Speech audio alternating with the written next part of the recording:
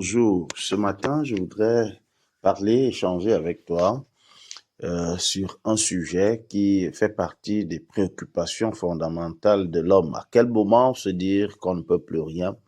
À quel moment devrait-on abandonner et dire je ne peux plus me battre, ça ne sert plus à rien? Je vais illustrer cela en t'amenant à regarder dans ta vie, à regarder les moments par lesquels tu passes ces jours-ci. Tout te semble bloqué, tout est difficile, tu ne parviens pas à joindre les deux bouts. La situation financière est tendue, la situation dans ta relation est certainement assez menacée.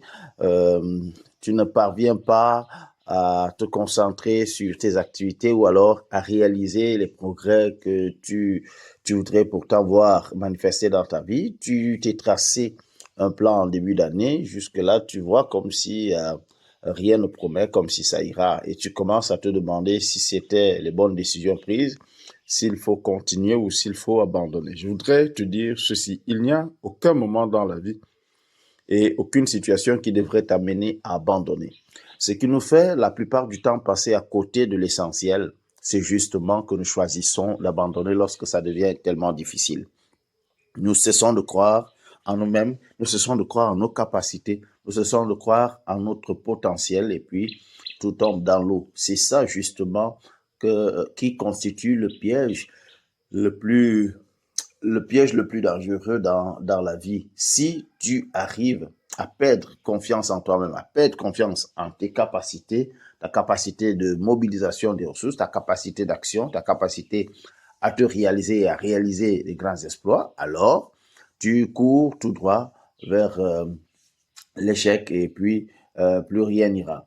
Je voudrais que tu comprennes ceci aujourd'hui. La chose ou alors l'élément qui déterminera ton action et qui te permettra d'aller de l'avant, d'atteindre ton objectif, même si tout semble très compliqué aujourd'hui, cet élément-là, c'est ta foi. La foi ou encore la conviction ferme que l'on a de ce que même si rien ne me prédispose à réussir, je sais que je pourrai parce que tu as été fait à l'image de Dieu. Tu ne connais pas de limite. La véritable source de ta limite ou alors la cause, ce qui constitue la limite en réalité, c'est toi-même, c'est le fait de douter de tes capacités. Tu n'as pas été fait pour être limité par un événement.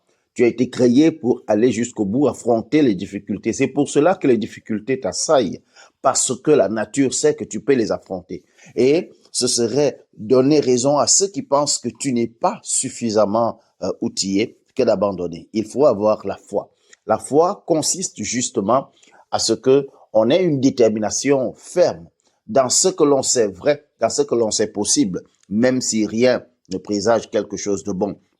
Un exemple de foi nous est proposé dans ce texte de Matthieu, chapitre 9, à partir du verset 20, lorsque le texte nous dit, dans la version Louis II, une femme atteinte d'une perte de sang depuis 12 ans s'approcha par derrière et toucha le bord de son vêtement, dans le vêtement de Jésus, car elle disait en elle-même, si je puis seulement toucher son vêtement, je serai guéri. Et un peu plus haut, un homme vient voir le Seigneur et lui dit, ma fille est morte il y a un instant, mais viens, impose-lui les mains et elle vivra. La fille est décédée. Il en est conscient. Mais il sait également que si le Seigneur pose cet acte, la fille revivra. C'est une détermination, c'est une foi ferme qui va effectivement l'amener à obtenir ce qu'il voulait. La femme qui souffrait de perte de sang depuis 12 ans également va obtenir ce qu'elle voulait parce qu'elle a eu foi en ce que le Seigneur peut le faire, en ce que son acte peut lui apporter une, une réponse favorable dans sa situation qui était tendue depuis beaucoup de temps.